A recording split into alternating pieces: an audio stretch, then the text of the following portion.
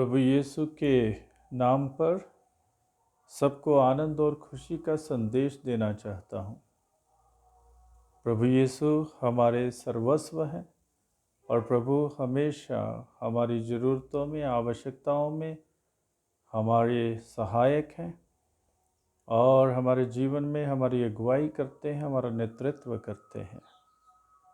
आज के युग में बहुत से लोग निराश हैं, भटक गए हैं और अपने जीवन को अर्थहीन कई लोगों ने बना लिया है और बहुत से लोग निराश होने के कारण बिल्कुल निर्बल हो गए हैं, कमज़ोर हो गए हैं और प्रभु पर भी पूर्ण विश्वास नहीं कर पाते हैं, क्योंकि वे प्रभु की वाणी को सुनते भी हैं, फिर भी अपने जीवन में अपनाने के लिए उसे अस्वीकार करते हैं।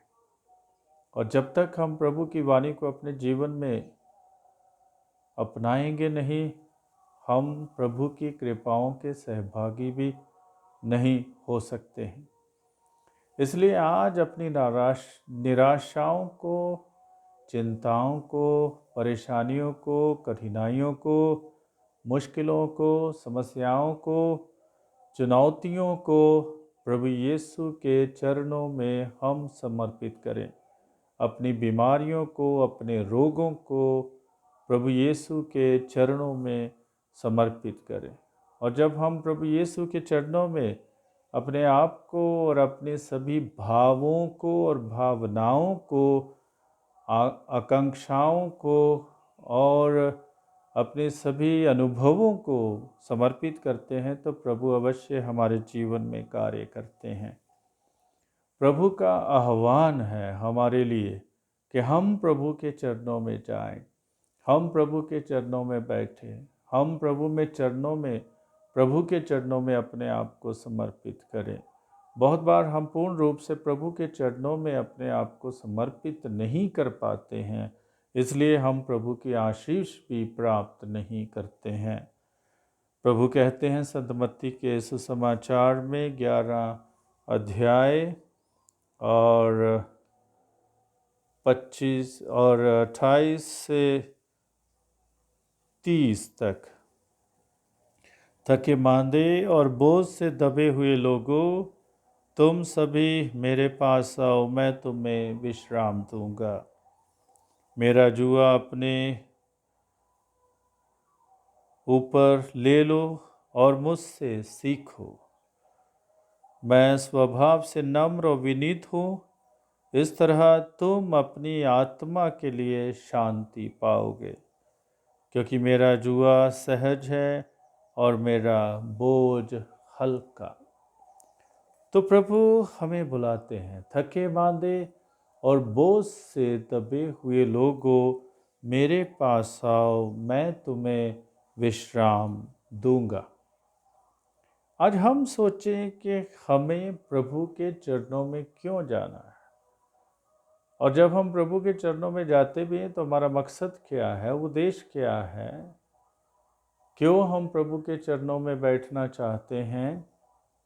बहुत बार हम बीमारियों से पीड़ित हैं, रोगों से पीड़ित हैं, हमारे जीवन में कई प्रकार की परेशानियां हैं, कई मुश्किलें हैं, समस्याएं हैं, चुनौतियां हैं, जिनका सामना हम पूर्ण रूप से कर नहीं पाते हैं। और तब हम लोग प्रभु के पास जाते हैं और प्रभु कहते हैं, जो भी मेरे पास आता है वो कभी भी मेरे दर से खाली नहीं लौटता है। इसलिए हम प्रभु के चरणों में जाएं। बहुत से लोग बीमारियों का भंडार लेकर घूम रहे हैं, परेशानियों का भंडार लेकर घूम रहे हैं, लेकिन प्रभु के पास नहीं पहुंचते हैं। और जब हम प्रभु के पास पहुंच जाते हैं तो हम प्रभु के वचन के द्वारा शुद्ध किए जाते हैं और प्रभु के रक्त, प्रभु के लहू के द्वारा हमारे घाव चंगे हो जाते हैं, भले हो जाते हैं। और हम प्रभु में स्वास्थ्य प्राप्त करते हैं। हम क्यों नहीं अपनी चिंताओं को प्रभु पर छोड़ दें, क्योंकि प्रभु ने हमें इतना प्यार किया है, इतना प्रेम किया है, अपने प्राण हमारे लिए न्यौछावर कर दिए। और प्रभु हमें बुलाते हैं। जब हम प्रभु के पास पहुंचते हैं तो हम प्रभुमय हो जाते हैं। बहुत से लोग नकारात्मक सोच लेकर घूमते रहते हैं कि हम ठीक नहीं हो सकते, हम चंगे नहीं हो सकते हैं, हम स्वस्थ नहीं हो सकते हैं, हम तो ऐसे ही हैं और हमारी परेशानियों को कौन समझेगा, हमारी समस्याओं में हमारा कौन साथ देगा, और हमारी जो कठिनाइयाँ हैं उनके लिए हमारा कौन सहारा बनेगा। लेकिन हम प्रभु के पास जाना भूल जाते हैं, कई लोगों के पास जाते हैं कि मेरी सहायता करो, मेरे सहायक बनो, मेरी मदद करो और मुझे इस दलदल से निकालो। लेकिन कोई भी इंसान जो है आपको सही रूप से दलदल से नहीं निकाल सकता है। जब तक हम प्रभु के चरणों में समर्पित नहीं करते हैं, प्रभु के चरणों में नहीं जाते हैं, तो तब तक हम लोग भटकते रहते हैं। और जब तक हम भटकते रहेंगे, हम मन की शांति प्राप्त नहीं करते हैं। प्रभु कहते विनम्र होकर आइए, मुझसे सीखिए। प्रभु यीशु ने यही कहा है कि मुझसे सीखें, मैं हृदय से विनीत हूँ, मैं नम्र हूँ। नम्र होकर प्रभु के चरणों में आए और हम आज विनम्र बने।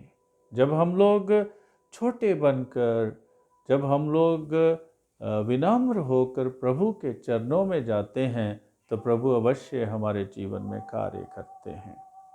क्योंकि जब तक हम विनम्र नहीं हैं, हम प्रभु के साथ अपना संबंध भी नहीं जोड़ सकते हैं। प्रभु के साथ संबंध जोड़ने के लिए विनम्रता की आवश्यकता है। और जब हम विनम्र हो जाते हैं, प्रभु हमारे जीवन में कार्य करते हैं और प्रभु प्रशंसा भी करते हैं विनम्र लोगों की। प्रभु कहते हैं ईश्वर को धन्यवाद देते हैं, पिता ईश्वर को धन्यवाद देते हैं कि तूने अपने राज्य के रहस्यों को मेरे बच्चों पर प्रदर्शित किया है। ये बच्चे कौन हैं? जो विनम्र है, जो नम्र है, जिन्होंने अपने आप को छोटा बना दिया है। और इसलिए हम छोटा बनकर, हम विनम्र बनकर प्रभु के चरणों में जाएं। और जब प्रभु आह्वान हमारा करते, हमें बुलाते हैं कि थके मांदे और बोझ से दबे हुए लोगों मेरे पास आओ, मैं तुम्हें विश्राम दूंगा, तो प्रभु सही में विश्राम देते हैं। बहुत से लोगों की ये गाथा है, ये कथा है। जो भी प्रभु के चरणों में गए हैं, उन्होंने विश्राम प्राप्त किया है, स्वास्थ्य प्राप्त किया है, जीवन प्राप्त किया है, एक नई दिशा को प्राप्त किया है। और उनकी जो पुरानी दशा है वो बदल जाती है और एक नई दशा में वो प्रवेश करते हैं। पुराना स्वभाव समाप्त हो जाता है और नया स्वभाव शुरू होता है जब प्रभु हमें स्पर्श करते हैं, जब प्रभु के पास हम पहुंच जाते हैं। इसलिए प्रभु के पास जाने की आवश्यकता है, प्रभु के चरणों में बैठने की आवश्यकता है और प्रभु से आशीष लेने की, प्राप्त करने की आवश्यकता है। बहुत बार हम लोग इधर उधर घूमते रहते हैं, कुछ इंसानों के पीछे घूमते रहते हैं, कुछ ऐसी जगहों के पीछे घूमते रहते हैं जिनका कोई अस्तित्व नहीं है। लेकिन हम लोग जीवित प्रभु के पीछे नहीं जाते हैं, जीवित प्रभु को पहचानते नहीं हैं, जीवित प्रभु के चरणों में अपने आप को समर्पित नहीं करते हैं।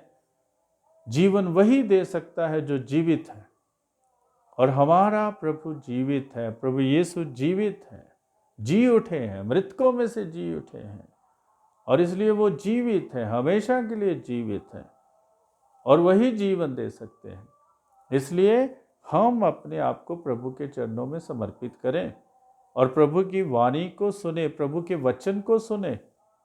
जब प्रभु के वचन को हम सुनते हैं, हम शुद्ध होते हैं, पवित्र होते हैं, और वचन हमें नया बनाता है। वचन हमारे जीवन के लिए, हमारे पैरों के लिए दीपक है।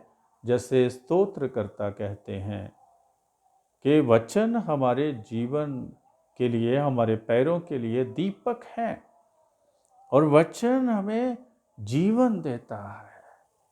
और जब हम वचन पर विश्वास करते हैं, हम प्रभु पर विश्वास करते हैं, और जब प्रभु पर विश्वास करते हैं, हम प्रभु के साथ जुड़ जाते हैं। तो आज आह्वान है प्रभु का मेरे लिए और आपके लिए कि मेरे चरणों में आ जाओ।